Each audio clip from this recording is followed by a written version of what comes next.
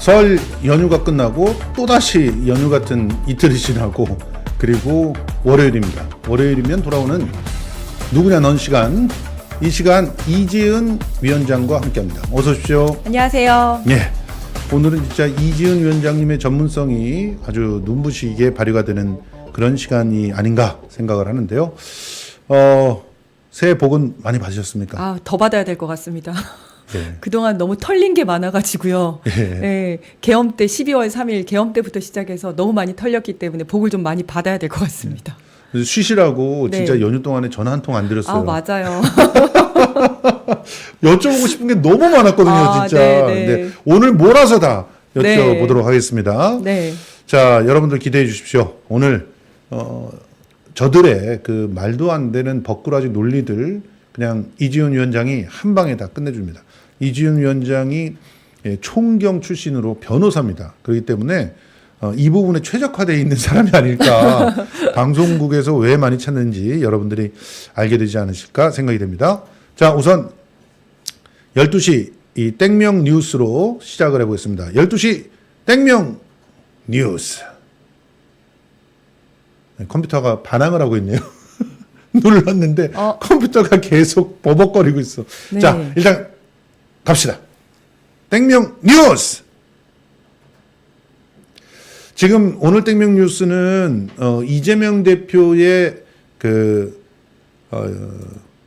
검찰의 사찰 얘기를 하려고 했었는데 근데 지금 속보가 들어왔어요. 네. 이 속보를 먼저 말씀을 드리고 가야 될 것 같습니다. 헌법재판소가 마은혁 불임명과 관련돼 있는 권한쟁의의 변론 재개를 선택했습니다. 네. 원래는 오늘 선고를 하려고 했었죠. 그래서 임명하라는 취지로 이제 선고를 하게 되면 이것이 위헌이다. 임명하지 않은 것이 위헌이다라는 취지로 이제 선고를 하게 되면 그 최상목 대행은 바로 임명을 해야 되는 상황이 되는 거거든요. 예. 그런데 이제 최상목 대행 측에서 계속해서 의견서를 냈죠. 뭐라고 했냐면 이거는 각하가 되어야 된다. 왜냐하면 국회가 청구인인데 국회가 청구를 하려면 국회의장 마음대로 청구를 해서는 안 되고 국회의 전체 표결을 거쳐서 청구를 했어야 했는데 전체 표결을 거치지 않았으니 이거는 각하해야 된다 이렇게 주장을 했습니다. 무슨 개소리예요? 이게? 완전 개소리죠. 말도 네. 안 됩니다. 네. 왜냐하면 국회의 대표자는 국회의장이기 때문에 지금까지 모든 소송 또는 응소에 있어서 국회의장이 다 알아서 했거든요. 네. 여기에 대해서 헌법재판소도 한 번도 문제 제기를 한 적이 없었습니다. 맞습니다. 그런데 갑자기 그렇게 주장을 한 거죠. 네. 그런데 여기에 대해서 아마도 이 부분이 명확치 않으니 아니면 끝까지 계속 시비를 걸 것 같으니 좀 털고 가자는 의미에서 다시 변론을 재개하는 거 아닌가. 그렇습니다. 생각이 그러니까 듭니다. 말씀을 다시 한번 드리자면 이 내용은 그냥 중학교 정도에서 네. 사회 과목을 배우는 사람들이라면 다 압니다. 네. 요즘에는 이르면은 초등학교에서 회장 선거 요즘 치열하게 하거든요. 네, 네. 그런데 이미 그 회의를 해가지고 결정을 했어요. 네. 결정을 해가지고 그것을 제안을 했어요. 네. 학교 측에. 네. 근데 학교 측이 안 받아줬어. 그렇죠. 그래서 다시 한번 그거를 갖다가 제대로 이걸 안 받아주는 게 옳은지 따져보자. 네. 그리고 회장이 학교에다 얘기한 학교에 거예요. 그 네. 회의에 네. 얘기를 했어요. 네. 학생회장이. 그거 가지고 다시 가서 의결 받아오지 않았으니까 네가 무슨 권한으로 했느냐 이렇게 얘기하는 거랑 똑같은 얘기예요. 맞습니다. 마은혁 그 후보자에 대해서는 이미 표결 다 거친 거거든요. 표결을 다 거쳐서 도대체 선출이 된 거거든요. 지금 왜 이러는지 모르겠어요. 지금 네. 도대체 나는 언론들이 제일 큰 문제가 있다고 보는 게 자 말씀하신 대로 하나하나 따져보자면 여야 합의해서 3명 추천을 하자는 거 합의했습니까? 안 했습니까? 합의했죠. 공문으로 다 나왔지 않습니까? 네. 합의하면서 치열하게 다퉜어요. 지금 현재 전체 의석수가 네. 3분의 2 대 3분의 1인데 네. 3분의 2가 있는 곳에서 2명 뽑아야 되는 거 아니냐? 네. 싫다. 그래서 한 명 한 명씩 뽑고 한 명은 뭐 다른 그 당이 뽑게 한다든가 뭐 이런 거 갖고 뭐 열심히 싸우다가 네, 네. 그래봤자 어차피 이 구도에서 2대 1로 가겠구나. 네. 라고 해가지고 다른 사람도 아닌 추경호가 합의를 해줬잖아요. 맞습니다. 그래서 민주당 2명 하고 국힘 1명 해라 해가지고 공문으로 다 나온 거 아닙니까? 그렇게 다 합의를 했어요. 그리고 합의를 한 거에 의해서 청문회 진행했죠. 그렇죠. 청문회 진행한 다음에 다 의결해가지고, 그러니까 헌법재판관 추천 의결을 다 했잖아요. 네, 네. 192명이나 찬성을 했습니다. 맞습니다. 그래서 국회에서 그렇게 3명을 선출을 한 겁니다. 예. 그렇게 선출을 하면 대통령은 또는 대통령 직무대행은 거기에 대해서 형식적으로 그냥 임명할 권한만 있는 거지. 임명장에 도장만 찍는 그렇죠. 거예요. 실질적으로 그거를 심판하거나 아니면 심리를 할 권한이 없는 거거든요. 그걸 이번에 헌재에서도 최상목이 대리인 데리고 그냥 얘기해가지고 박살을 냈잖아요. 네, 네. 아무 말도 못해요. 그 변호사들이. 맞습니다. 지금 그러면은 이렇게 국회가 올려도 네. 니네들은 다시 대통령이나 혹은 지금 권한대행이 점검을 해가지고 그 사람이 가한지 부한지를 결정하는 권한이 있다고 생각하느냐? 변호사들이 없다고 해요. 변호사들이. 그러니까요. 네. 걔네 최상목 변호사들이. 정말 웃긴 게 민주당에서 2명을 추천을 했는데 정계선은 합의가 됐고 여야 합의가 되고 마은혁은 여야 합의가 안 된 근거가 뭐냐? 말 못 하잖아요. 말을 못해. 네. 스스로도 논리가 안 되는 거예요. 그런데도 불구하고 지금 와서는 또 이상한 소리를 하고 있으니 저는 사실은 헌법재판소에서 이거 그냥 무시하고 선고했어도 괜찮았다고 생각을 하거든요. 그냥 헌법재판소가 따끔하게 네. 지금 매를 들었어야 되는데 네. 진짜 그래 아씨 야 일주일 지나봤자 똑같으니까 야 일주일 한번 봐주자 그런 것 같아요. 이거예요. 네. 그래 또 이게 의장이 이런 식으로 하면은 무슨 소송을 전혀 진행을 못해요. 맞습니다. 소송할 때마다 건 갖고 그냥 합의해 갖고 오라 그럴 거 아니야. 맞아요. 그리고 이미 결과가 나오지도 않았는데 결과에 불복해야 된다 이렇게 주장을 했잖아요. 예. 네, 그 권선동 원내대가 예. 결과가 만약에 나오더라도 임명해서는 안 된다 이렇게 주장을 했잖아요. 그리고 거기에 맞춰서 최상목도 뭐 나는 결과가 나오면 거기에 대해서 법무부랑 상의해 보겠다 이런 얘기를 했잖아요. 지금 아직 결과도 안 나왔는데도 불구하고 이미 헌재의 판결에 불복할 것을 예고를 하고 있는 거지 않습니까? 정말 이거는 나 이건 진짜 징계를 줘야 될 것 같은데 권성동 이 국회의원을 하서는 안 될 것 같아요. 지금 법을 무시하자고 선동을 하고 있는 거잖아요. 선동하죠. 예. 지금 선동하고 있는 거예요. 법 무시하자고. 법을 무시하고 판결도 무시해야 된다. 판결도 부정해야 된다. 이렇게 벌써 선동을 하고 있는 건데. 산타님께서 국회의원 당선되었는데 당선증 안 주고 있는 거나 마찬가지 아닌가요? 그거 좀 맞네요. 네. 네. 지금 이래가지고 한번 관철시킨 게 있으니까 쟤네들이 저렇게 나오고 있는데 방통위원을 갖다가 국회에서 선출을 했어요. 그것도 야당 몫이에요. 야당 몫. 네. 야당 몫이라고 하는 거는 너 하나 먹고 나 하나 먹고 하는 그렇게 갈라치기가 아니라 방통위를 구성할 때 원칙을 세운 거 아닙니까? 그렇죠. 정치적 다양성이 있어야지 그것이 방송통신의 공정성을 보호할 수 있다라고 해서 그렇게 예. 만들어 놓은 거잖아요. 그래서 야당이 최소한 몇 명은 추천을 해서 추천한다는 것은 곧 임명하는 거다. 네. 대신 임명만 대통령이 한다. 그렇죠. 이거잖아. 네. 근데 법제처에 넣어놓고 6개월을 갖다 개겨. 그러니까요. 근데 그게 통한 거죠. 통했다고 생각하는 거죠. 그 그러니까 언론이 가만히 있으니까 이렇게 된 거 아니야. 맞아요. 임명을 안 하고 있는 이런 사태가 벌어진 거죠.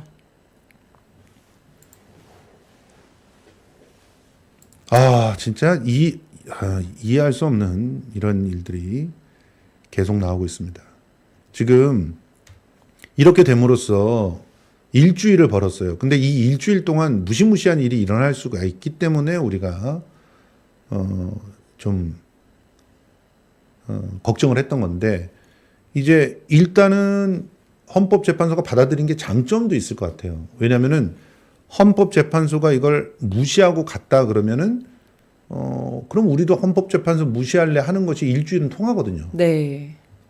그렇잖아요. 그렇게 되면은 또 그거 갖고 고소 고발 가고 소송 가고 네. 탄핵 가고 이렇게 가야 되잖아요. 네. 그러면은 이제 최상목의 입장에서 탄핵을 당하기 직전에 네. 말도 안 되는 나라를 망하게 하는 그런 결정들을 할 수가 있거든요. 예를 들어서 지금 여의도에 설립하다한 게 부동산 TF 부실 네. 이 문제가 지금 심각하잖아요. 네. 네. 근데 이거를 정부는 관여하지 않겠다라고 말을 하는 순간 네. 이제 은행이 도산되기 시작하거든요. 네. 네. 이제 이걸 하고 가겠다는 거예요. 나라를 좀 더 망하게 하겠다. 어차피 내가 가지지 못할 거 그냥 완전 망치고 가겠다 네. 이건가요? 지금 이재명 대표는 추경을 20조 마련해가지고 어떻게든지 거기 안에 AI 지원금도 집어넣고 네. 또 부동산 PF 주실도 이것도 연착륙시키고 뭐 이런 식으로 해서 나라를 갖다 좀 추스리려고 살려보려고 하는데 진짜 네. 이 새끼들은 이러고 있는 거예요. 여러분 이렇게 힘들 때 민주당 뭐 니들 왜 이렇게 그 강단 있게 못하냐라고 얘기하기 전에 조금은 이해를 좀 해주셨으면 좋겠습니다. 이 상황을. 헌법재판소의 결단 일단은 존중하고요. 네. 그렇지만 이거는 기본적으로 이 헌법 소원 선고가 연기됐을 뿐이지 네. 번복되는 거 아니라는 거. 저도 크게 바뀌지는 않을 것 같습니다. 예. 근데 좀 많이 아쉽긴 합니다. 오늘 그냥 선고했어도 됐을 텐데, 예. 조금 아쉽긴 합니다만은 지켜보도록 하겠습니다. 이 와중에 이재명 대표의 전화번호 조회 또 일어났습니다. 네. 징합니다, 징해. 그러니까요. 이제 이게 6개월 전에 있었던 번호 조회더라고요. 그래서 작년 7월 달에 있었었고, 이게 이제 아마 법인카드 예. 관련해가지고 경기도 법인카드 관련한 그 사건을 수사를 하면서 아마 번호 조회를 했었던 것 같은데, 검찰에서는 이렇게 주장을 했더라고요. 이거 원래 수사하면 다 하는 거다. 원래 그냥 다 하는 그 절차에 따라서 한 거다라고 했는데, 그게 약간 다른 게 있습니다. 예. 수사할 때 하는 건 맞는데요. 보통 이제 살인 사건이 벌어졌어요. 그러면 이 사람이 피해자가 죽기 전에 누군가와 통화를 하고 나가서 칼을 맞았다. 이러면 그 전화한 사람이 유력한 용의자지 않습니까? 그렇죠. 그러면 그 전화번호를 이제 조회를 하는 거거든요. 그래서 이 사람이 누군지 이렇게 알아가지고 하는 건데, 이 경우에는 그 이재명 대표인 걸 알고 시작한 거예요. 예. 이재명 대표를 타겟으로 해서 시작한 거기 때문에 이거는 그냥 먼지털이식 수사, 그냥 타겟형 수사인 거죠. 그냥 이재명 죽이기의 하나인 거죠. 맞습니다. 네.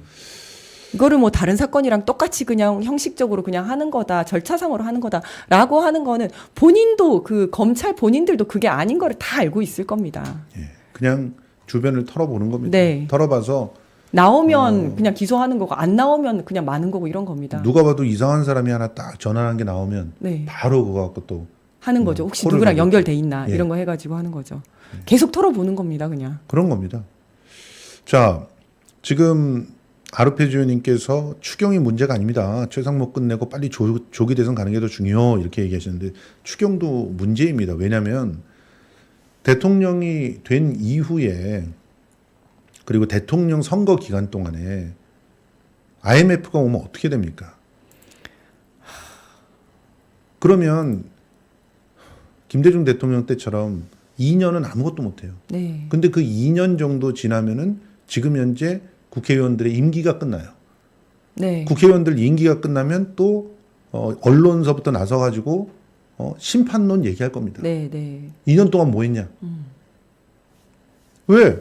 2년 동안 밥그릇 다 부시고 저 솥 다 그렇죠. 깨놓은 거 그거 막 때우고 붙이고 있는데. 있는데 밥 어디 갔냐 이러고 네. 있는 거죠. 그렇게 할 겁니다. 그러니까 지금 민주당 상황, 이재명 대표의 상황이 너무나 힘든 게 내란도 종식시켜야 되는데 여기에다가 경제 지금 완전 바닥난 이 경제까지 살려야 되니까 이 두 가지를 다 하려니까 너무 힘든 거죠. 그런데 저 새끼들은 무능한 데다가 더 독한 거는 에이씨 이렇게 된 건 난 망하게 할래. 깽판 치자 그냥. 이러고 있는 거예요. 밥그릇 더 깨고 있는 네. 거예요 지금. 그리고 그 와중에 좋은 밥그릇 있으면 지가 챙기고. 그렇죠. 최용필님 선한 분에 오셨습니다. 정말 감사합니다. 예. 자, 그래서 지금은 이 내란 주범들을 정리하고 추경으로 갈 수 있게끔 우리가 민주당에게 더욱더 압도적인 지지를 할 때가 아닌가 생각을 합니다. 자, 실제로 12.3 내란 타임라인을 뉴탐사에서 정리했는데 끝내줍니다. 야 이거 정리 잘했더라고요. 기가 막혀요. 네. 이걸 보면은 어떤 일이 벌어졌는지 시나리오를 쓸 수 있을 것 같아요. 네. 진짜.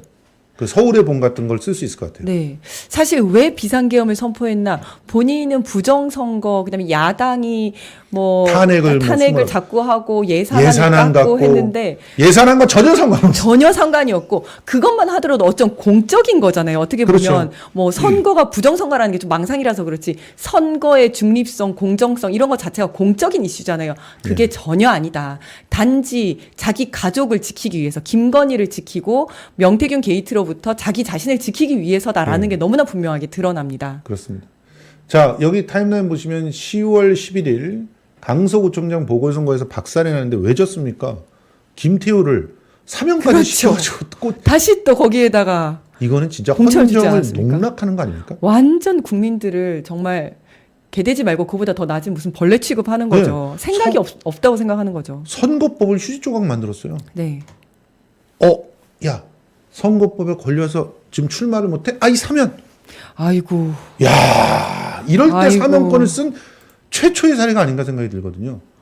그러니까 특히 강서구민들 얼마나 열받는지 몰라요. 그렇죠.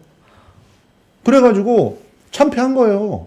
그리고 총선 패배 조짐이 생기니까 그때부터 무슨 얘기를 하냐면 군인들 불러다가 막 이러면서 보세요. 계영군 4인방 얘네들이 임명을 하면서 분위기를 딱 만들고 있지 않습니까? 그 다음에 11월 9일 요 사이가 되게 중요한데 11월 9일 날 문상호 정보사령관을 임명하잖아요. 네. 그리고 11월 10일 날 또 바로 그 계엄을 준비하기 위한 작업에 들어가는데 김용현을 국방부 장관을 만들어요. 자, 그런 일들이 여기 안에 다 벌어져요. 네. 11월 10일 날 김용현이 국방부 장관이 됩니다. 그리고 11월 27일 날 명품백 수수가 폭로되고 아니군요. 이게 11월 19일 날 그렇게 되고 김용현이 2024년 11월이군요. 아니지. 맞아. 예, 맞아요. 이게 제가 좀 헷갈리고 있습니다. 요 11월 10일 날 김용현이 국방부 장관이 됩니다. 그리고 명품백으로 계속 난리가 나니까 한동훈을 비대위원장 시켜가지고 네가 좀 이걸 잘 막아보라라고 했는데 이미 이전에 한동훈하고 그 김건희하고는 서로 쌍욕을 할 정도로 싸우고 있었다는 거예요. 그런데 일단은 믿고 맡겨봤네. 믿고 맡겨봤는데 그 이후에 이제 더 갈등의 골이 깊어지고 특히 공천을 놓고 공천 갈등이 아주 심각하게 벌어집니다. 이때 거의 김건희가 갖다 꽂으려고 했고 김건희가 꽂는 것들을 한동훈이 계속 막는 일이 벌어지니까 난리가 났던 거 아닙니까? 네. 저 즈음에 그리고 문자 사건 있지 않았나요? 문자로 뭐 사과하고 이랬는데 그거를 그 한동훈이 씻고 했었죠. 근데 그게 이제 나중에 밝혀졌죠. 예, 맞습니다. 그게 나중에 밝혀졌죠. 그게 나중에 요때. 네, 그 즈음에 아마 문자 사건이 있었을 겁니다. 요때. 그리고 김건희 소환조사 필요성 거론한 송경호 서울중앙지검장이 사임설이 나오고 그랬는데 이 송경호가 누구 파냐? 한동훈파. 네. 이런 일들이 벌어지고. 그러다가 지금 이종섭을 사퇴하는 정도로 마무리를 갖다가 하려고 했는데 네. 그런데 그걸로만 안 끝나니까 안가에 사람 불러다가 여기서 비상대권 언급합니다. 네. 그때 신원식 국방장관. 이때가 신원석이네. 맞아요. 11월은 저기네. 김용현이 경호처장이었을 때. 네, 맞아요. 김용현이 나중에 된 네. 거예요. 죄송합니다. 김용현이 헷갈려서. 나중에 이제 국방장관으로 갔죠. 예, 그렇습니다. 그리고 소환조사 요구가 시작이 되고 이제 그 선거에서 대패한 다음에 네. 소환조사 요구가 시작이 되고 그리고 최상병 특검법으로 압박이 들어오고 그러면서 영수회담까지 받아들여요. 그러니까 이게 흐름을 갖다 보면은 계속 그러니까 목줄을 죄는 그런 네. 일들이 다가오니까 야당이 요구하는 거를 갖다가 진짜 형식상으로 하나씩 들어주는 그런 모습들이 있죠. 네. 어쩔 수 없이 좀 밀려가면서 이렇게 하나씩 들어줄 수밖에 없는 상황이 된 거죠. 또 여기 5월 3일날 이거 되게 중요한데 이원석이 한동훈 쪽에 가깝구나 하는 걸 드러냅니다. 그렇죠. 예. 명품백, 신속 수사해라. 그다음에 전담팀 구성하죠. 그 밑에. 그런데 보면. 갑자기 그러니까 바로 그 다음에 민정수석실을 신설을 하는 거. 그때 그 전까지 민정수석을 안 뒀잖아요. 네. 왜냐면 검찰을 내가 직접 관리할 수 있다고 그렇죠. 했었는데. 민정수석을 없앴죠. 없앴어요. 민정수석이 뭐 청와대와 뭐 야합이니 뭐 이런 얘기를 하면서 없애고 법무부에서 하겠다 했거든요. 예. 근데 저때 갑자기 신설을 해서 왜 저러지라고 생각을 했었는데 이것 때문입니다. 전체적인 흐름을 놓고 보니까 보이네요. 이원석을 잡기 위해서 그렇죠. 김주현을 임명한 거예요. 그렇죠. 이제 봤더니 설마 했거든 그때. 네. 왜냐면 이원석이 완전히 그 윤석열의 따까리가 아닌가 생각을 했는데 그게 아니었던 거예요. 아니고 지금 김건희를 수사하려고 하는 거죠. 예, 실제로 수사하려고 네. 했던 것 같아요. 그래서 임명을 하고 네. 이원석은 그 임명하니까 얘라 한 번 더 개겼어요. 네. 눈치 못 채고 그냥 하는 예, 거예요. 그냥. 수사 전담팀을 구성을 지시했어요. 네. 그러니까 그제서야 개사과로 끝내. 그러면서 윤석열이 첫 사과를 합니다. 네. 이걸로 끝내야 되는데 안 끝내죠. 그러니까 이창수를 갖다 집어넣는 거예요. 저기가 이제 친윤이죠. 친윤이죠. 윤 검사장을 임명을 해서 예. 김건희 수사라인을 친윤 검사들로 다 교체를 합니다. 예. 네. 안한님 너무 감사합니다. 예. 그리고 SHK님 방금 전에 속보로 다뤄드렸습니다. 헌재가 보류했다는 거. 예. 미국에서도 이렇게 후원을 해주셨습니다. 자 보십시오. 그랬더니 이제 이원석이 이제 패싱 당하는 거예요. 패싱을 당했어요. 네, 네. 이창수한테 패싱을 당해. 네. 그리고 이제 소환 김건희는 공개 행보를 제기를 하는 거죠. 네. 이게 너무 빤히 보이는. 야 이제 오빠가 난 나와도 된대. 다 이제 친윤 검사들로 교체하고 이제 이원석 바보 만들어 놓고 이제 괜찮아 하고 싶은 거 해 이렇게 한 거죠. 예. 그리고 특검법 거부권, 양곡법 등 거부권 다 행사하고. 그리고 이성윤이 김건희 특검법을 발의를 했어요. 네. 그랬더니 김건희 특검법 발의하니까 바로 또 삼청동 안가에서 비상대권 얘기 또 했어. 그러니까 저런 상황에서 도저히 안 되겠다. 이거 진짜 뭐 비상대권이든 비상계엄이든 뭘 해야 되겠다는 생각이 계속 윤석열 머릿속에는 계속 커져가고 있었던 겁니다. 예. 그 상황에서 한동훈은 점점 더 야욕을 드러냅니다. 출마설 대두하고요. 그리고 최상병과 김건희 특검이 재발이 되니까 지금 이걸 어떻게 하지? 이러고 있는데 한동훈이는 당대표 출마 결심했다고 해가지고 아예 말을 안 듣기 시작하고요. 네. 김건희 특검법이 국회에 제출됩니다. 윤석열한테 통보를 했어요. 여기서 완전히 야마가 돌죠. 윤석열이. 그래서 안가에서 또 4명이 대통령의 충성을 다하는 장군이라고 말하면서 네. 계엄을 사실상 네. 이때부터는 거의 준비에 들어가는 그런 상황이 되죠. 네. 네. 익십 사건이 알려집니다. 네. 저희 이제 한동훈을 당대표에서 떨어뜨리려고 이제 저 작업을 하기 시작하는 그렇죠. 거죠. 네. 그러니까 뒷배에 군들을 자기가 확실하게 틀어쥐어 놓고 네. 이 작전을 시작하는 거예요. 네. 이게 얼마나 무서운 일입니까, 이게. 맞습니다. 저 때부터 아마 한동훈 체포하려고 생각하고 있었을지도 모르죠. 그렇습니다. 네. 그 다음에 21일 날 콜검의 조사 후에 그렇죠. 콜검 조사 후에 사후보고가 이때 벌어집니다. 근데 그렇죠. 근데 검찰총장한테 얘기 안 하고 먼저 조사를 한 거죠. 네, 검찰총장은 나중에 그래서 알게 된 사후보고를 거고. 한 거잖아요. 네, 네. 그리고 콜검 제3 그 장소에서 예. 휴대폰 다 휴대폰까지 뺏긴 뺏긴 채로 채로 휴대폰이 폭파될까봐. 이러니까 오히려 한동훈이 더 지지율이 높아졌어요. 그렇죠. 이 지랄을 하니까 높아지지 한동훈이. 그리고 이원석이 진상 파악 지시를 하고 이창수는 거부하고. 그러니까 이원석은 완전 이제 패싱된 거예요. 네. 이름만 검찰총장이지. 그러니까 23일 날 당일에 바로 대통령실에서 야, 저 새끼 잘라라. 네. 이런 결정을 합니다.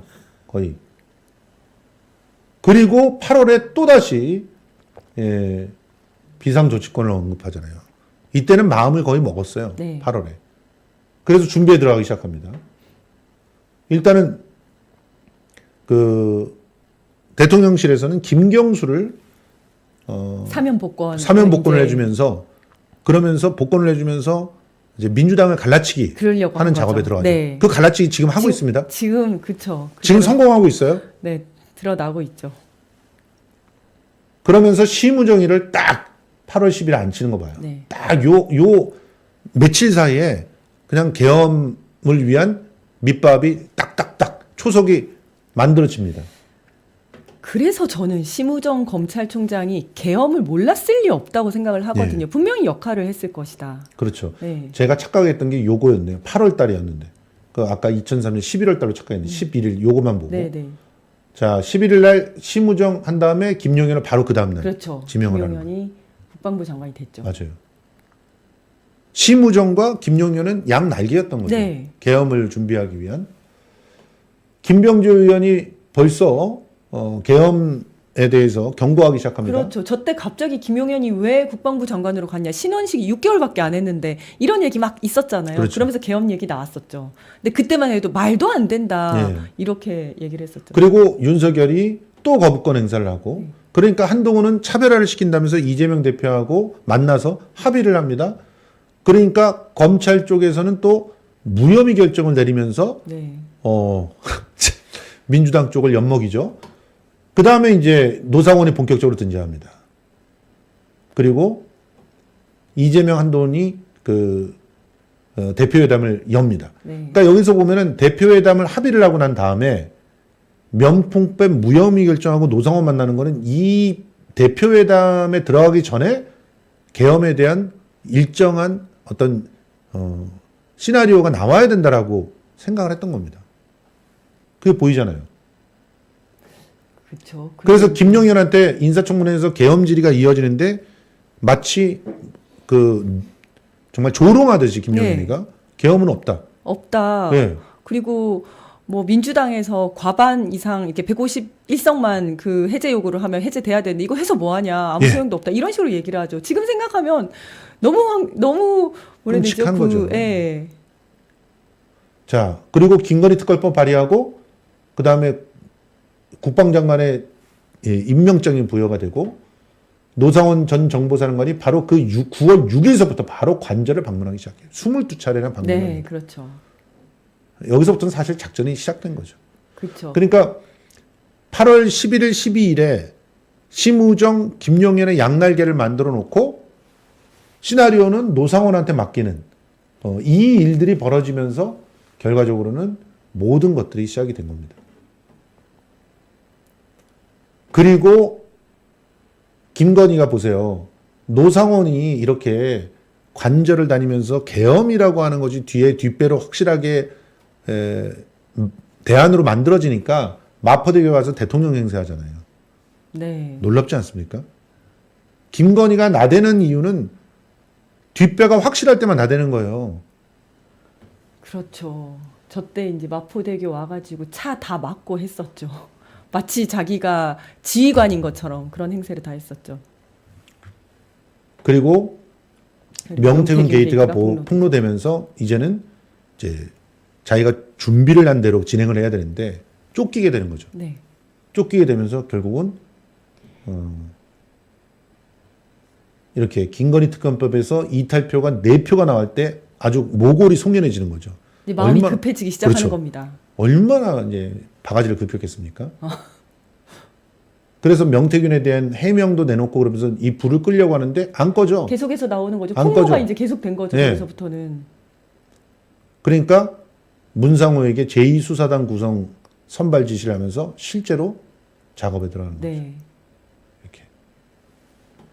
자, 그래서 그 뒤에 한 달 동안은 차근차근, 차곡차곡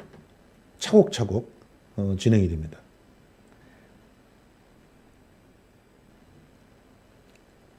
그러니까 명태균 게이트가 계속 폭로가 되고 터지면서 또 여기에 대응하기 위해서 한편으로는 계속 계엄을 계속 준비를 해왔던 거죠. 그러기 위해서 뭐 무인기 보내고 뭐하고 뭐 이런 얘기들 갖다 계속 하는 거죠.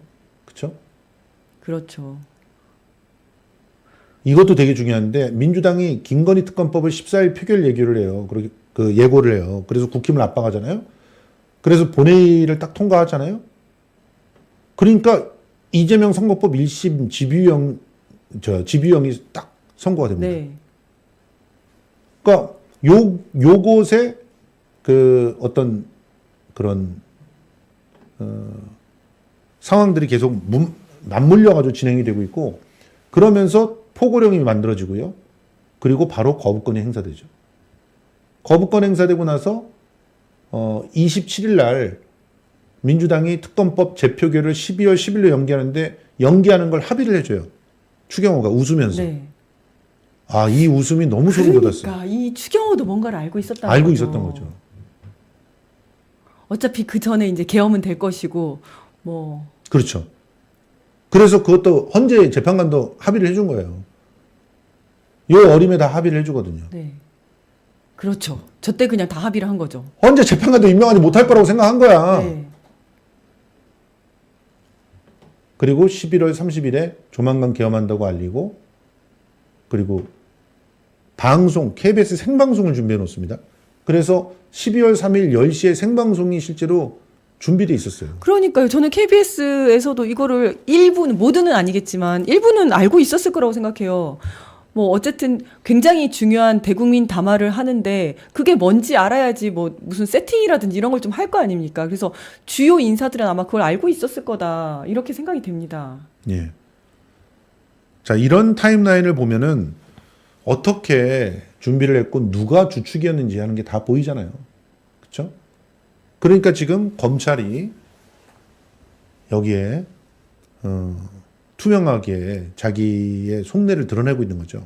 지금 그래서 검찰 같은 경우는 김성훈 체포 못하게 영장 반려하고. 그렇죠. 김성훈 지금 구속영장을 계속 반려하고 있거든요. 2번에 걸쳐서 구속영장을 불기소 아니 그 불청구를 했어요. 그래서 경찰이 못 하고 있는데 저는 그래서 그 비화폰에 검찰과 관련된 뭐가 담겨 있을 것이다라고 생각을 하는데 지금 원래 경찰의 계획은 뭐였냐면 김성훈과 이광우를 구속을 시켜놓고 그렇죠. 그 다음에 대통령실에 압수수색을 하러 들어가려고 했던 거였었거든요. 그렇습니다. 비화폰의 그 기록을 확보를 하기 위해서. 근데 이거를 검찰이 계속 방해를 하고 있는 거예요. 분명히 그 비화폰을 털어보면 그 안에 검찰과의 뭔가 기록이 나올 것이다. 이 검찰이라는 조직은 자기 조직이 살기 위해선 뭐든 하는 조직이거든요. 네. 윤석열을 살려도 그거는 자기가 살기 위해서, 윤석열을 죽여도 그건 자기가 살기 위해서 하는 거기 때문에 분명히 여기에는 자신의 죄와 관련된 뭐가 있다. 이렇게 의심할 수밖에 없는 상황입니다. 다행인 것은 오늘 또 속보가 들어왔는데 오늘 또 경호처 또 압수수색 네. 했잖아요. 압수수색이 지금 어느 정도 됐는지를 모르겠어요. 일단 하나 들어온 얘기는 김성훈, 이광우의 업무폰, 개인폰 이건 확보했다고 합니다. 확보했고요. 예, 네. 비화폰은 어차피 폰을 확보해봤자 소용없는 거라서 네, 서버를 확보해야 되는 네, 거거든요. 맞습니다. 근데 업무폰과 개인폰을 확대했다고 하니까 이 부분은 이제 의미 있는 뭔가가 나올 수 있습니다. 포렌식을 해보면 되겠죠. 네. 이것만 해도 진일보를 했네요, 경찰은. 진짜 경찰은 요즘에 진짜 열심히 열심히 있어요. 하고 있습니다. 맞아요. 칭찬을 해줘야 돼요. 제가 듣기로는 정광훈 수사도 되게 열심히 하고 있는 걸로 알고 있어요. 그 연휴 내내 나와가지고 그 TF팀에서 되게 열심히 했다고 들었어요. 예. 기대를 좀 해봐야 될 때는 경찰밖에 없는 것 같습니다, 지금. 예. 지금, 오전 10시부터 들어갔습니다. 그쵸? 경호처 네. 사무실 압수수색. 그래가지고 지금 폰은 확보를 했다라고 네. 알려져 있고 어떤 것들이 이제 전체적으로 확보가 되는지 이제 나중에 이제 전달해 드리도록 하겠습니다. 자, 이거 짚고 넘어가지 않을 수 없습니다. 조정훈! 아우. 세계로교회 예배를 참석했네? 부산까지 가서? 저기가 극우 교회인 거죠. 그럼요. 네. 아니 이 조정훈이 겉에서 볼 때는 굉장히 젠틀하고 중립적이고 뭔가 진보적인 이런 그 이야기나 이런 것들 좀 많이 해요. 네. 외국 생활도 많이 하고. 그런데 서부지법에 난동 사건이 있었을 때 그때도 거기 가서 구구 사람들하고 이야기를 나누는 것이 또 이제 포착이 됐더라고요. 예. 막상 그날 낮에 마포구에서 행사가 있었어요. 예. 그때 안 왔더라고요. 저는 예. 갔었는데 그래서 왜 안 왔지 했는데 어떤 행사예요? 제가 마포구 행사들을 좀 알고 있어서. 그 주민센터에서 네. 소통데이라고 구청장 와서 이야기하고 그 주민센터에 있는 동에 있는 사람들 다 와서 그러면 하는 국회의원들은 반드시 참석하는 자리예요? 거의 다 참석을 합니다. 네. 참석을 하고 저는 거의 정말 다 무슨 갔고요. 무슨 특검 뭐 이런 통과 이런 거 네네네. 없어. 본회의 뭐 이런 거 아니면 그런 거 아니면은 거의 참석을 하거든요. 그러니까 국회에서 대표가 차출하는 그런 회의 아니면은 그 구청장과 함께하는 소통대회는 반드시 참가합니다. 네, 원래 다 참석을 하는데 그날 이제 국힘의 시의원이 이렇게 얘기를 하더라고요. 아, 우리 조정훈 의원님이 꼭 오고 싶었는데 아시죠? 트럼프 뭐 그 취임식에 초청을 받아가지고요. 그래서 못 오시게 됐다는 취지로 얘기를 했어요. 근데 그날 저녁에 밤에 이제 서부지법 네. 거기에서 이제 발견이 된 거죠. 네. 거기에 포착이 된 거죠. 맞아요. 그러더니 지금 이날은 또 원래는 그 부산역 시위 때 무대에 올라가려고 그랬대요. 아, 그런데 야 여기 올라오면 안 되겠구나 이런 생각이 들었나 봐요. 그래서 갑자기 화장실이 급해서 라는 해괴한 이유를 대면서 이제 예, 무대에 오르진 않았다고 하네요. 추접하다 추접해. 아 비루하고 화장실이 급해서 그래놓고는 이제 예배는 드리고 그래서 윤석열 석방 집회에도 참여를 했다고 하고요. 저거 이제 직접 보신 분이 아마 저기 사이트에 올리신 것 같습니다. 구구 추적단. 근데 저기 세계로 교회라고 하는데 예배를 참석한다는 게 어떤 의미인지 아십니까? 세계로 교회 제가 네. 불러주셔서 두렵고 떨리는 마음으로 이 자리에 섰습니다. 예, 제가 좀 들어보시죠. 존경하는 우리 손연보 목사님과 세계로 교회 성도 여러분 정말로 반갑습니다. 들리세요? 반갑습니다. 세계로 교회에서 저를 불러주셔서 두렵고 떨리는 마음으로 이 자리에 섰습니다. 제가 평소에 존경하는 네. 네, 원래 손연보 교회 목사님과 다니는 거만. 세계로 교회 성도 여러분 정말로 반갑습니다. 들리세요? 반갑습니다. 저런 식으로 그 자기가 이제 교회의 연단까지 섰어요. 그러면 네. 저 정도까지 준다는 것은 교회에서는 목사 아니면은 목사급에게만 주는 거거든요. 네. 근데 그만큼 굉장히 중요한 인물로 소개를 했다는 겁니다. 근데 세계로 교회의 예배라는 게 어떤 건지 제가 보여드릴게요. 자, 보시면 크게 해서 보여드릴게요. 예배의 아니. 제목이 기도하는 백성이 있으므로 이재명은 끝이다. 뭐예요? 저기는 진짜요? 아이씨. 내용이 다 그러네요. 예. 제목이 다 4주 연속 보세요. 작은 행동 위대한 역사. 이재명은 끝났다. 이재명 치하에서 배급받고 살지 않으려면 일어나 한 거 알아. 이 말이 됩니까 이게? 아니 뭐 하나님 얘기나 예수님 얘기는 하나도 없네요. 이재명이 죽어야 대한민국이 산다. 이게 설교냐? 선동이지? 저런 곳에서 조정훈이 뭐 축사를 한 건가요? 예배를 한 거네요. 저걸 예배를 갖다 아멘하면서 드리는 사람들도 제정신이 아니지만 야, 거기에 가가지고 저 설교를 듣고 그 다음에 불러 올라와가지고 간증 비슷하게 해가지고 시켰을 거예요. 그러면 그구한테 우리 편이다 이 사람이 그렇죠. 이렇게 딱 선언을 해주는 거예요. 기름 부어서 세례를 준다고 합니다. 교회식으로 표현한다면. 자, 참 끔찍합니다. 그런 와중에 전병헌은 구제불능 이재명 1급 민주당 이러면서 씹질 않나. 임종성은 이재명이 아이고. 부족했는데 문탄만 진짜 한번 해볼까 진짜? 아니 정말 누구 때문에 지금 떨어졌는지 그때 대선을 누구 때문에 졌는지 내가 다 까 그냥 제가 당원들이랑 얘기를 해보면요. 대선 패배 문탓만 하는 게 아니라 문탓을 하고 싶은데 정말 꾹 참고 있는 게 너무나 느껴져요. 뭐냐면 문재인 대통령이 잘못해서 사람을 잘못 봐서 윤석열이라는 악마를 키우고 괴물을 키워서 대통령까지 만들었는데 여기에 대해서 사과라도 해야 되는 거 아니냐. 너무 답답하다. 이렇게 말씀하시지만 그래도 우리끼리 이렇게 분열하면 안 된다면서 당원들이 진짜 꾹꾹 참고 있는 거거든요. 맞습니다. 그런데 지금 자기들이 먼저 이러고 있는 거잖아요. 예. 이 화가 안 날 수가 없어요. 맨 앞줄하고 맨 마지막 줄만 뽑아가지고 너님한테 돌려주고 싶어요. 성찰해야 답이 보여. 네가 비서실장 할 때 뭐 했니? 안경 쓰고 대통령 노름이나 했지. 뭘 했어? 성찰 좀 해 제발. 맨날 그렇게 노타이로 그냥 양복 걸치고 이 커피 한 잔 들고 다니면 그게 정치야? 쇼하고 정치가 구분되는 시점이 자기 실력을 보여줘야 될 위치에 갔을 때예요. 그렇지 않습니까? 맞습니다. 그리고 지금은 윤석열이랑 싸울 때지 왜 갑자기 지금 윤석열이랑 싸우다가 이제 그때는 조용하다가 조기 대선 될 것 같으니까 지금 숟가락 얹으려고 지금 다 같이 막 나타나는 거잖아요. 자리 달라는 거 아니에요, 한마디로. 그러니까 안 줘, 못 줘. 통합하고 화합하는 건 맞겠는데 왜 그게 꼭 자기여야 됩니까?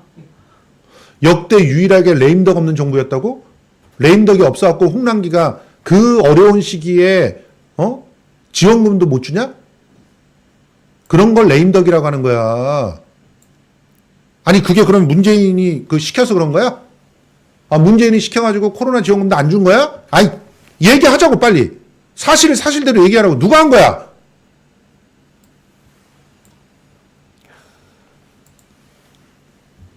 자 광고 짧게 듣고 오겠습니다. 먼저 좋은 친구들입니다. 안녕하세요. 좋은 친구들 사료의 최문원 박성순입니다. 오늘은 우리 사료 하나면 영양제가 필요 없다는 말을 하고 싶어. 우리 좋은 친구들 사료에는 16가지 성분이 들어간 특허받은 물이 들어가는데 이 특허받은 물을 사료에 배합하면 정말 영양이 뛰어난 사료가 만들어져. 이 특허받은 물에 들어간 영양소는 간 기능 개선, 면역력 강화, 눈, 관절 건강에 도움이 되는 영양이 풍부한 만큼 사료 하나만으로 충분하다고 볼 수 있지. 우리 사료를 먹고 건강해지고 피부병으로 고생하던 친구들이 나아졌다는 얘기를 들으면 우리 사료에 대한 자부심과 더 나은 먹거리를 만들어야겠다고 다짐을 해. 그렇게 3가지 제품, 고체 샴푸바, 멀티밤, 산책 스프레이가 나왔는데 사료가 속을 다스려 건강하게 해준다면 이 3가지 제품은 어디에 좋을까? 우선 3가지 의미를 부여하고 싶은 게 케어, 클린, 힐링에 의미를 부여하고 싶었고 깨끗이 씻기고 유해 물질로부터 보호하고 가장 좋아하는 향으로 숨을 쉬고 힐링함으로써 반려동물의 정서적인 안정에 많은 도움을 주고 싶었어. 사료만큼 정말 공을 많이 들인 아로마 테라피 제품도 많은 사랑 부탁드립니다. 감사합니다. 응원해주세요.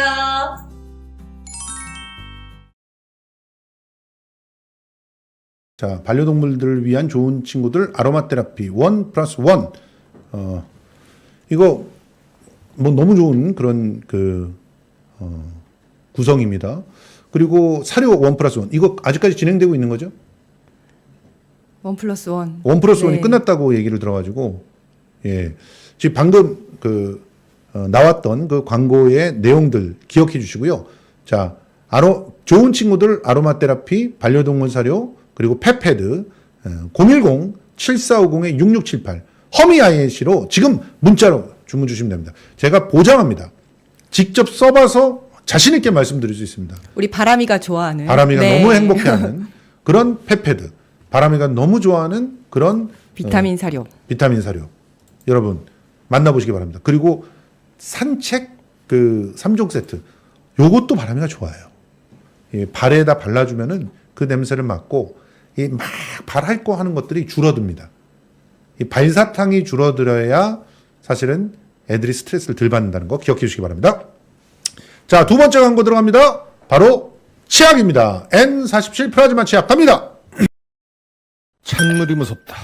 뜨거운 것도 피한다. 문제는 당신의 실인이. 성인 15%가 겪고 있다던 실인이의 고통. 당신의 실인이를 위해 태어났습니다. N47 플라즈마 치약. 우리의 치아 표면은 원래 미세한 구멍이 있고 이 위를 상아질의 보호막이 싸게 되는데 이 보호막이 나이가 들고 칫솔질 등에 의해 손상되면 치아 표면 미세한 구멍이 노출되고 이 구멍으로 연결된 신경 전달관을 통해 통증이 느껴지게 됩니다. 이가 실인 거죠. 플라즈마 치약의 주성분인 인산칼륨은 빠른 침투력으로 당신의 손상된 치아의 보호막을 칼륨 성분으로 코팅해주고 당신의 시린니 통증 완화에 도움을 줍니다. 거기에 플라즈마 치약은 당신의 미각을 둔화시키는 방부제, 사카린, 계면 활성제가 없는 이른바 산무 시스템으로 당신이 음식의 맛을 더 진하고 잘 느끼게 해줍니다. 충치 예방, 구취 제거, 잇몸 질환 예방, 치아 미백에 탁월한 효과를 보이는 플라즈마 치약. 쿠팡 판매가 한 개 28,000원, 4개 한 세트에 112,200원이지만 지금 이 방송을 시청하시는 여러분들께 특판가로 4개 한 세트를 65,000원에 드립니다. 지금 문자 주문 주세요. 010-5069-7040. 특별한 기회를 놓치지 마세요. 010-5069-7040. 자, N47 플라즈마 치약. 이 플라즈마 치약의 핵심 기능은 실인리 증상을 예방시키고 완화시킨다는 거죠. 인산 칼륨으로 쉽게 말해서 치아에 미세한 구멍들을 메꿔준다는 겁니다. 그래서 이빨이 시리거나 뭐 그래서 고통스러운 거, 그리고 또 그 시린 것들이 계속 오래되다 보면은 신경이 부어요. 그러다 보면 또 굉장히 고통스러운 그런 상황이 만들어지기 때문에 그거를 미리 막아주는 거고요. 계면활성제, 방부제, 사카린, 산무 이 세 가지를 없애서 더더욱 건강한 치약을 만들었다는 겁니다. 이 치약을 구매해 주시면 지금 어디입니까? 저기 그 포항인가요? 거기서 통영에서 지금 고생하고 있는 이성열 대표를 도울 수가 있습니다. 다행히 이성열 대표는요, 같이 있는 재소자들이 이성열 대표의 사연을 알고 너무 불쌍하다고 하면서 도와주고 있는 그래요. 그런 상황이라고 합니다. 이게 김건희 일가의 비리를 단지 알렸을 뿐인데 네. 이런 고초를 겪고 있는 이성열 대표 여러분들 많이 응원해 주시기 부탁드리고, 치약 하나를 바꿔주시면 그 응원하실 수 있습니다. 치약 어차피 써야 되는데 특히 나이가 좀 드신 분들 50대 이상이라면은 이 실인이 증상 안 느껴보신 사람 없잖아요. 이 치약으로 바꿔보시면 확실하게 개선되는 효과 느낄 겁니다. 010-5069-7040, 010-5069-7040이었습니다. 자, 누구냐면 빨리 가겠습니다. 결국 정체를 드러내라. 내란숙의 대행 최상목은 그냥 법을 내가 법이다 하는 윤석열을 따라서 하고 있습니다. 나는 법률 지키지 않겠어요. 이러면서 대놓고 말하고 있는 거죠. 그러니까요. 헌재 결정 나와도 법무부와 논의하겠다. 저 말이 안 되는 거죠. 지금 행정부가 잘못한 거에 대해서 헌법재판소가 결정을 해주는 건데 그렇죠. 따라야 되는 건데 다시 행정부끼리 논의를 하겠다는 게 이거는 아예 말도 안 되는 거고, 이거는 사법부 그 헌법재판소의 결정에 불복을 하겠다는 거거든요. 예. 그러니까 아까 뭐 그 누군가 SNS에 쓴 글을 보면 나는 법률을 지키지 않겠다라고 대놓고 말하고 앉았네라고 얘기를 했는데 저거보다 더 나간 거예요. 예. 법률을 지키지 않을 수는 있어요. 대신에 야, 너 유죄야라고 하면서 너 감옥 들어가. 이러면 감옥엔 들어가야 되잖아요. 예. 감옥에 안 들어가겠다고 하고 있는 거거든요. 윤석열이 하는 걸 그대로 하고 있는 거예요. 똑같아요. 그리고 권성동 거기에 더 나가서 야, 다 좌빨 판사들이고 이러니까 너 감옥 들어갈 필요 없어. 야, 너도 들어가지 말고 너도 들어가지 말고 이러면서 선동을 하고 있는 거예요. 즉각 임명을 안 할 듯. 이제 그러니까. 최상목 측에서는 헌재 결정을 존중할 것, 하지만 즉각 이제 법무부랑 얘기하겠다는 거잖아요. 저렇게 되면 저거는 직무유기 되는 거거든요. 법적인 의무가 생기는 건데 그 의무를 다하지 않는 거기 때문에 예. 직무유기가 되는 거고, 그렇게 되면 권성동은 직무유기 교사입니다. 그렇죠. 같이 들어가야 됩니다. 아, 진짜 속이 다 시원합니다. 직무유기 교사와 직무유기로 좀 고소 고발 좀 했으면 좋겠습니다. 네. 우리 같이 그 마포에 있으니까 네. 우리 같이 고소 고발하는 거 좀 그럴까요? 해볼까요? 진짜? 진짜 기자회견하고 정말. 진짜 좀 네. 우리가 나서서라도 해야 될 것 같습니다. 진짜. 아니 지금 요즘 법을 무시하는 행태가 너무 너무 많다 많아요. 보니까. 자, 하도 개소리를 하니까 국회 대리인인 법무법인 이공 변호사 양홍석 님이 보도 참고 자료를 갖다 냈습니다. 근데 최상목 국회 의결 없이 제기된 권한쟁의 심판 청구는 부적법 각하된다는 주장이 헌법, 국회법, 헌법재판소 결정 내에 비춰보면 타당하지 않다. 앞서서 맞아요. 네. 이분이 어떤 분이냐면요, 곽상도한테 이긴 사람이에요. 제가 곽상도한테 피소당한 적이 있었거든요.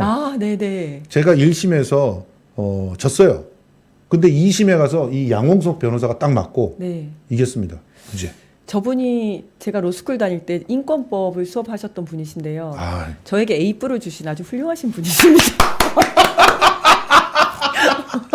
야, 양홍석 변호사 굉장히 까탈스러운 사람인데. 아주 까탈스럽습니다. A뿔 잘 안 줄 텐데. 경찰을 별로 안 좋아하셔가지고 예. 경찰을 대상으로 이렇게 집시법 관련해가지고 뭐 하여튼 행정 소송도 많이 하시고 예. 많이 이기시고 하셨던 분이세요. 진짜 까칠한 분이에요. 네, 민주당에도 사실 약간 까칠한 분이에요. 네, 맞습니다. 왜냐면은 네. 민주당이 국민들의 대표로서 자기 역할을 잘 못한다. 네. 지들끼리 침묵질하고 이런다. 이거 갖고 굉장히 까칠하신 분이라서 이렇게 의뢰인도 좀 살짝 그 골라가면서 받습니다. 저분이 네, 맞을 거예요. 수박들은 안 받아요. 네. 진짜 그런 자존심이 있는 분인데 네. 아예 얼마나 황당하는지 권한쟁의 침판 청구의 당사자가 국회의장이 아니라 국회다. 이거 하나로 그냥 끝나버렸어요. 예. 국회다. 그러니까 제일 처음에 이제 국힘 측에서 네. 뭐라고 주장을 했었냐면 이거 청구인이 국회여야 되는데 국회의장이 했다라고 주장을 한 거예요. 개소리죠. 네, 그래서 아니다, 우리 국회라고 했다라고 일단 이제 얘기를 한 거고요. 그리고 거기서 대고 있는 게 이런 짓 진짜 잘하거든요.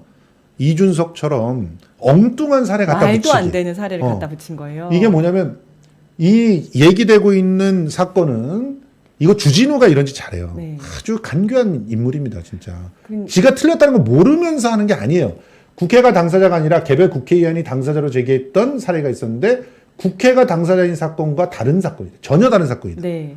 이게 뭐냐면 국회의 동의를 받아서 해야 되는 사건인데 정부에서 국회 동의 없이 뭔가를 이제 한 거예요. 그래서 그렇다면 국회에서 이제 정부를 상대로 권한쟁의 심판을 해야 되는데 그렇죠. 국회가 아니라 저때 진보당이가 누구 어떤 개별 국회의원이 했었어요. 맞아요. 그래서 저게 각하가 되면서 그거는 국회가 해야지라고 이야기를 했던 거거든요.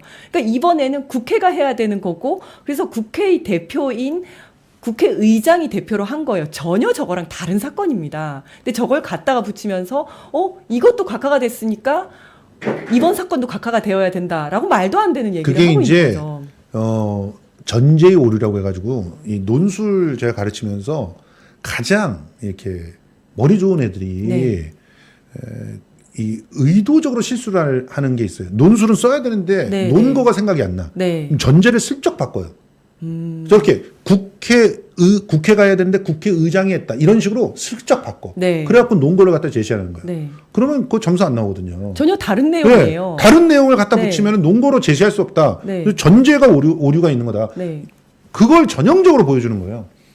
그리고 국회가 당사자로 권한쟁의 심판 청구를 하려면 국회 의결을 거쳐야 하는지 관련해서는 헌법, 국회법, 헌법재판소법 어디에도 이런 절차 절차를 요구하지 요구하지 않는다. 않고 있고 지금까지 소송 제기 응수와 관련해서 한 번도 국회 의결을 거친 예가 없어요. 국회 의결 없이 그냥 국회의장이 다 했거든요. 당연하죠. 네. 왜냐하면 국회의장이 국회를 대표하니까. 대표하니까 맞습니다. 네, 네. 네. 그러면 국회의원들이 우리 구의 마포구 갑에 뭐 할 때마다 우리 그것도- 이지은 위원장이 대표야. 그런데 이지은 위원장이 가가지고 뭐 이런저런 법을 만들어. 근데 왜 법 만들 때마다 우리 허락 안 받았어? 그렇죠. 우리 의결 받아. 이러면 그렇죠, 똑같은 그렇죠. 거잖아. 그거나 똑같은 거죠. 이미 대표로 선출이 돼가지고 국회를 간 건데. 이게 대의제를 부정하는 그렇죠. 거 아니에요? 네. 아, 이런 개소리를 하고도 그걸 왜 기자들이 문제를 안 삼냐고요. 자, 이제는 회피 촉구 의견서. 이게 뭡니까? 회피 촉구 의견서. 아니 정말 이런 것까지 설명을 해야 된다는 게 굉장히 안타깝고 우리 국민들 진짜 이번 사건을 거치면서 법적인 지식과 소양이 굉장히 올라갈 것 같은 이건 생각이 윤석열의 드는데요. 얘기예요.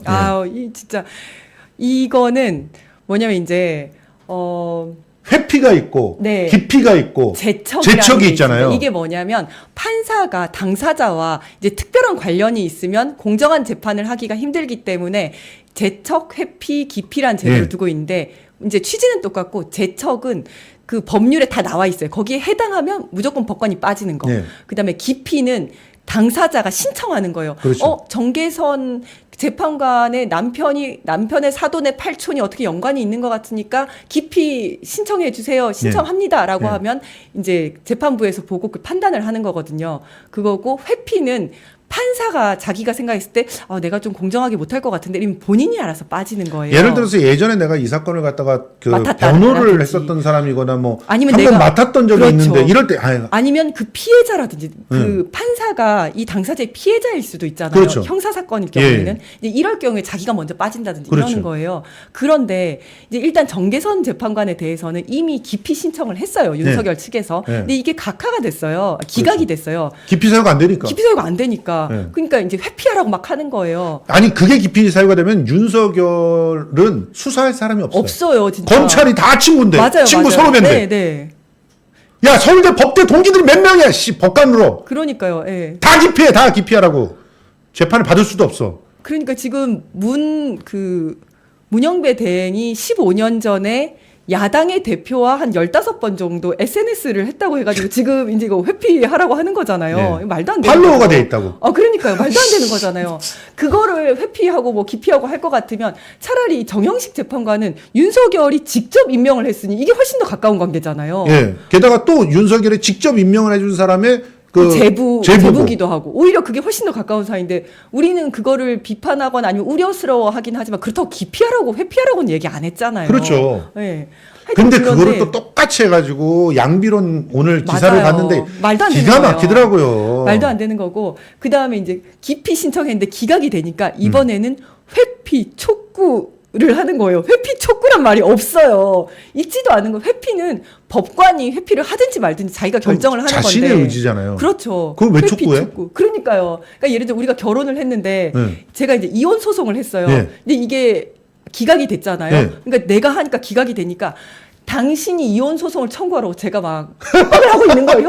나는 안 하고 싶다는데. 이혼 소송 촉구 결의서 이혼 소송 의견서 청구하고 뭐 이런 있는 거. 거예요, 지금. 야, 말이 안 되는 말도 거죠. 안 되는 얘기를 갖다가 이걸 법을 아는 사람들이 이렇게 얘기를 하는 게 이게 진짜 웃기지 않습니까?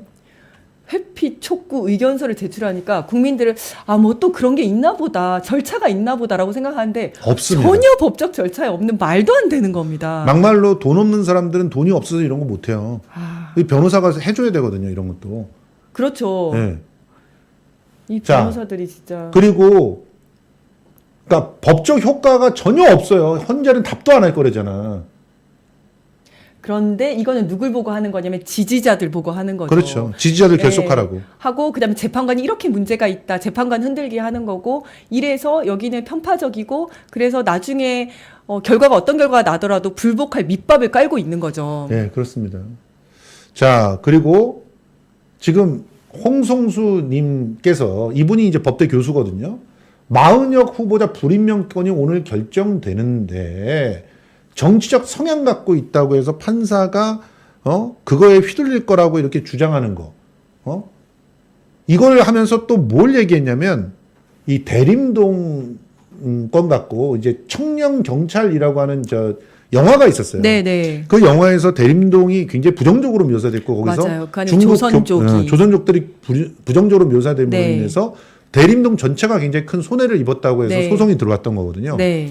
거기서 마은혁 판사가 그래 그건 문제 있었다라고 인용을 해줬다는 거예요. 그러니까 화교 진짜 웃긴 친중이네 친중. 네. 아니 너무 웃긴 게 이제 그다음에 1심 재판 자기들끼리 막 혹시 문제가 생기면 야 너 화교지라고 하면서 공격을 한다는 거 아니에요? 신남성연대의 배인규인가요? 하여튼 그 사람이 나는 이제 더 이상 집회 나가지 않겠다라고 하니까 저 사람 사실은 화교였어 막 이렇게 공격을 한다고 하잖아요. 그런데 사실 화교는 중국 공산당을 피해서 자유대만으로 갔었던 예, 대만 사람들입니다 화교는. 그거를 화교라고 하는 거거든요. 예. 근데 그것조차 모르고 진짜 집단 무지성인 거죠. 집단 예. 지성이 아니라 집단 무지성이 선동이랑 이렇게 합쳐지면 얼마나 이런 파괴적인 결과를 낳는지를 정말 보여주는 그런 사례인 것 같아요. 자, 다시 한번 말씀드리지만 마은혁 판사는 정말 세계적인 그런 어떤 언론들에게 이 판례를 갖다 주면 굉장히 제대로 잘 판결을 했다. 인권 측면에 있어서 정말 의미 있는 판결을 했구나라고 맞아요. 칭찬받을 판결이에요. 이게 내용을 좀 설명하면 인종차별을 갖다 막은 건데. 그러니까 이제 조선족이 그러니까 그 전에 영화에서도 황해도 그렇고 예. 또 무슨 되게 그런 신세계, 아수라, 차이나타운 이런 영화들부터 시작해서 계속해서 조선족은 칼부림하고 굉장히 위험하고 흉악스럽고 이런 이제 어떤 집단으로 묘사가 돼 왔잖아요. 그리고 청년 경찰에서도 칼부림해서 경찰도 차마 거기 들어가지 못하고 여성의 뭐 이제 난자를 적출해가지고 예. 굉장히 잔인하게 이렇게 묘사가 맞아요. 됐어요. 그러다 보니까 그 조선족의 아이들은 학교 가면 계속 왕따 당하고 너네 엄마 아빠도 그러냐 막 이런 놀림 당하고 막 괴롭힘 당하고 이러니까 조선족들이 이거 이렇게 하지 말게 해달라 그러면서 손해배상 청구를 1억 손해배상 청구를 했어요. 네. 그런데 이게 이제 아마 인과관계가 안 되고 이거 영화다 보니까 그렇죠. 예, 영화는 허구니까. 그러니까요. 그래서 1심에서 졌고. 졌어요. 근데 2심에서 마은혁 판사가 이제 이걸 맡게 된 거예요. 3명 중에 한 명으로 들어갔는데 판사 중에 한 명으로 들어갔는데 여기서 굉장히 현명하게 한 게 화해 권고 결정을 했습니다. 뭐냐면 패소 결정을 할 수도 있었지만 패소 결정을 해버리면 이 영화는 뭐 이 정도 혐오는 해도 괜찮다. 이 맞아요. 영화는 전혀 문제 없다. 이런 네. 메시지를 줄 수가 있잖아요. 네. 그래서 화해 권고를 뭘 했냐면 미안하다. 이렇게 사과를 하고 다시는 그러지 않겠다라고 영화사에서 사과를 하는 걸로 대신 이제 손해배상은 하지 않고 요걸로 결정을 냈습니다. 그러면서 또 영화 측도 그걸 받아들였어요. 맞아요. 그러니까 굉장히 실제로 현명하게 미안하다고 했거든요. 그런 그 영화사 측에서도 이 영화가 그런 결과를 가지고 온다는 거에 대한 이제 부담이 있었다고요. 있었던 거고, 예. 예. 그러니까 아주 현명하고 아름다운 결과를 냈거든요. 이런 합리적인 판사를 친중이고 화교라고 몰아가는 이런 이번엔 또 그 뭡니까 그 윤석열 재판을 맡은 판사 이름이 지귀현 판사라고 네, 거기도 화교래요. 화교라고. 아니 아까도 말씀드렸지만 화교와 친중은 같을 수가 없거든요. 중국 공산당과 화교는 사이가 매우 안 좋아요. 그렇습니다. 네.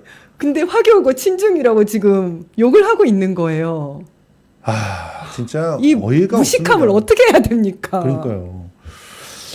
자, 우리 그 방송에서 다뤄야 될 것이 조금 남아 있는데 이지은 우리 위원장님이 지금 가셔야 되기 때문에 이지은 위원장님 보내드리면서 두 번째 이야기 계속하도록 하겠습니다. 아유 오늘 너무 명쾌하게 그래도 오늘 풀어줘야 될 부분들은 다 해주셨어요. 이 법적으로 딱 풀어줘야 될 부분들을 속 시원하게 해주셔가지고 우리 구독자 여러분들이 이걸 보고 바로 이제 나가서 이상한 사람들 만날 때 대응할 수 있는 논리로 사용할 수 있을 것 같습니다. 네. 감사합니다. 제일 마지막 얘기. 화교는 대만 사람들이다. 이거 정말 내가 얘기했는데도 사람들이 진짜 그래? 김성수가 얘기할 때는 진짜 그래 그랬는데 이 위원장이 얘기하실까 막 반응이 너무 좋아. 미치겠다 이러면서 확실합니다. 네. 예. 널리 퍼뜨려 주시기 바랍니다. 네. 자, 그러면 두 번째 누구냐 넌 넘어가도록 해보겠습니다. 두 번째 누구냐 넌. 예. 극우 변절자가 우리들에게 전한 나쁜 길, 전환길. 예. 참, 이 전환길 지금 심각한 문제입니다. 시험 2달 남았는데 이지랄을 해버리니까 제자들이 아주 성토를 하고 있는 거예요. 도대체 입시를 앞둔 제자들은 생각도 안 하냐. 너 지금 강의를 해야 될 사람이 지금 뭐 하고 있는 거냐. 여기 와가지고 커뮤니티에 있는 것만으로 쪽팔려 죽겠다. 심지어는 커뮤니티에 있는 것 때문에 내가 극우 지지자인 것처럼 이렇게 평가받는다. 이러면서 난리가 났어요. 그래서 커뮤니티의 탈퇴 인증샷이 이어지고 있다고 합니다. 뭐 지 혼자 먹고 살기 위해서 그렇게 살 길을 갖다 뭐 그렇게 바꾸는 거 그거는 본인의 선택이라고 쳐. 근데 지금 제자들은 뭡니까? 왜 너 때문에 이렇게 피해를 입어야 되는데 시험 어떻게 할 거야? 떨어지면 네가 책임질 거야?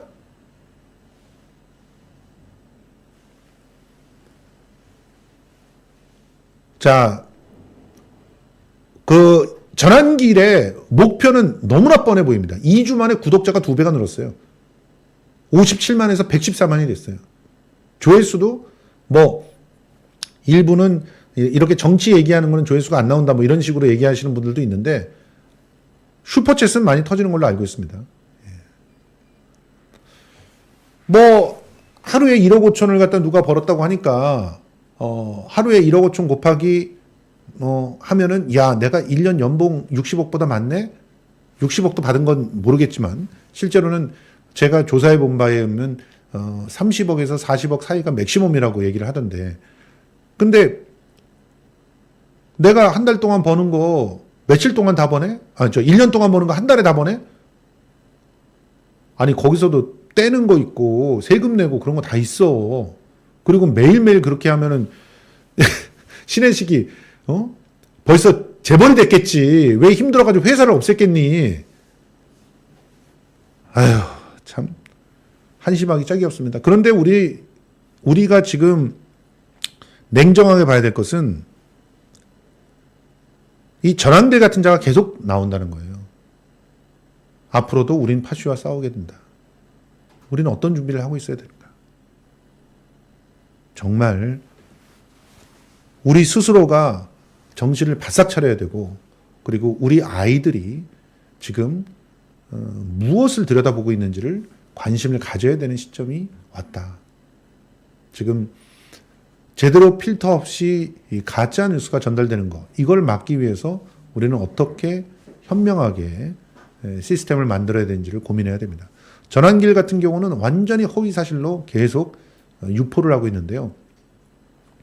이 허위 사실에 대해서 응분의 책임을 지게끔 하는 것, 이것 가장 기초적으로 필요할 일이지만 그 책임을 지는 것만큼 더 중요한 것이 바로 이런 자들의 목소리가 우리 아이들에게 전달되는 것을 어떻게 효율적으로 차단할 것인가. 무조건 막는다고 되는 게 아니거든요. 그러면 우리는 미디어 읽기를 반드시 공교육 과정에서 진행할 수 있게, 가르칠 수 있게 해야 된다고 저는 생각합니다. 미디어 교육이 필수입니다. 가정에서도 미디어 교육을 하셔야 됩니다. 미디어 교육을 하는데 가장 중요한 어떤 선택은 아이와 함께 보는 겁니다. 아이와 함께 보면 아이가 스스로 조율을 하게 됩니다. 자, 블라드미르님, 전환길이 본명이 아니란 소리 들려요. 예, 전환길이 본명 아닙니다. 예, 본명은 나와 있는데요. 제가 알려드릴게요.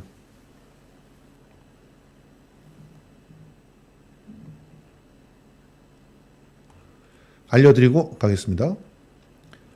제자들은 방치하는 게 선생입니까? 전유관이 본명입니다. 전유관. 본명은 전유관.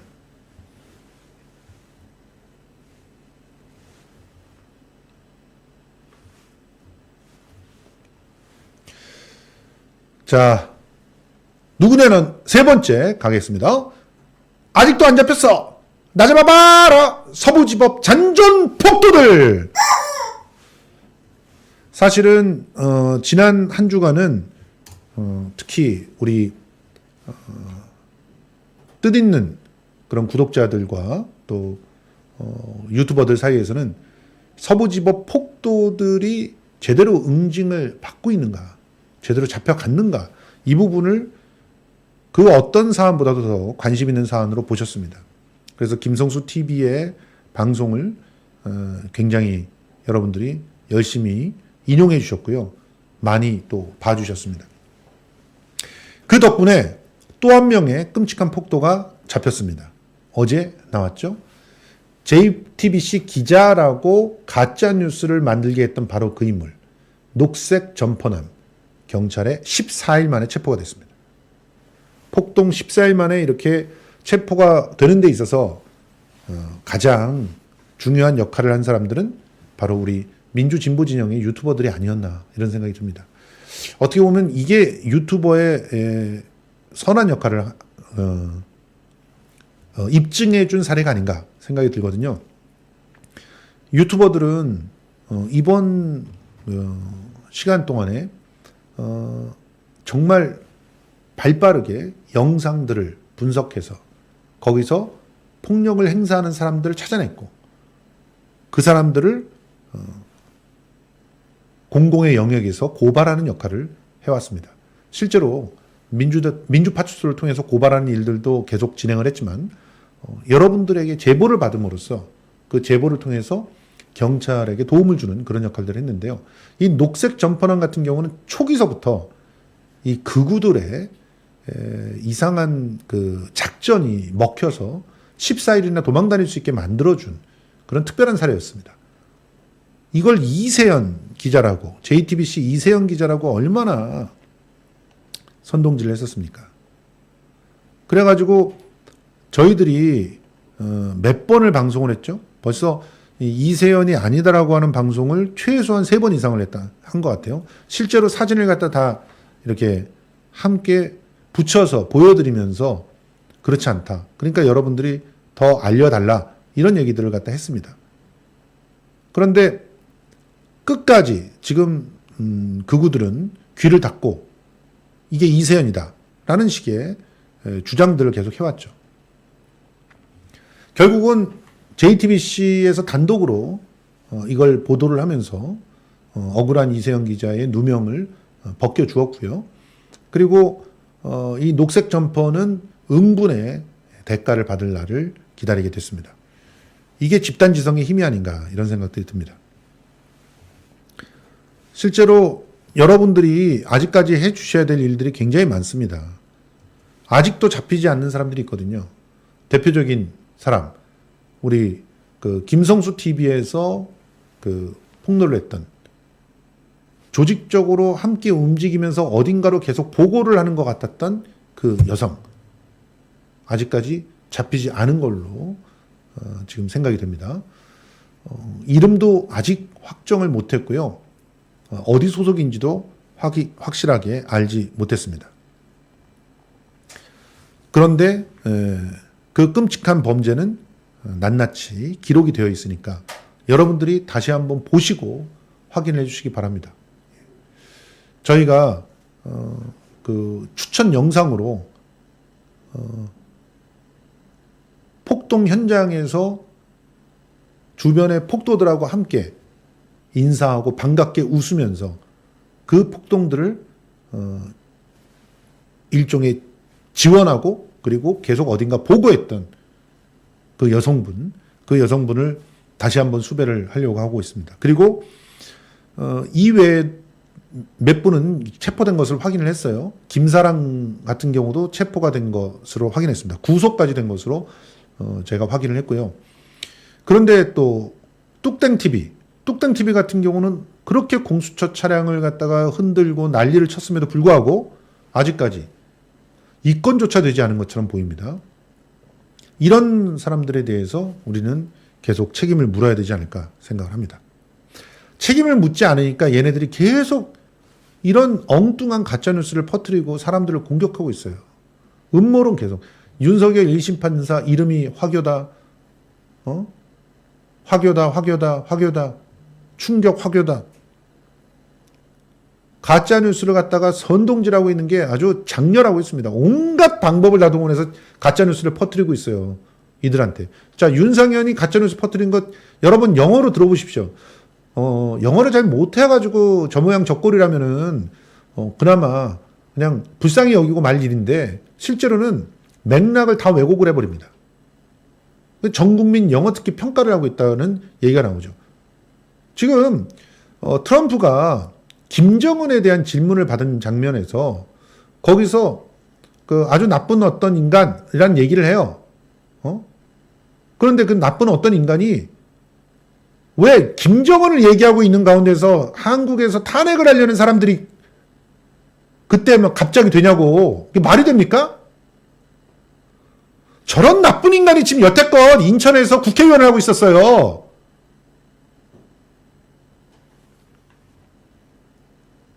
이 사기꾼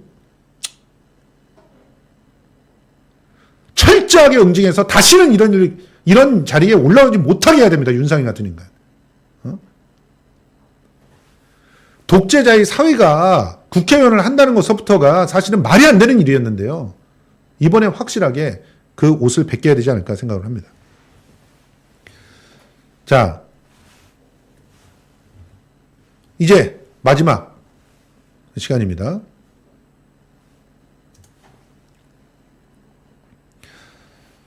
이번 주에 우리가 반드시 챙겨서 기억하고 이 행보를 주목해야 될 사람, 그게 누구냐? 바로 이자입니다. 계엄 배우 세력이 수계. 나 잡아봐라 전광훈. 예. 전광훈은 이미 이 김성수 TV와 뉴탐사를 통해서 계엄의 배후 세력으로서 의심이 되고 있는 그런 자입니다. 실제로 그 끔찍한 7월 24일에 계엄에 대한 예비 음모 우리는 다들 기억하고 있지 않습니까?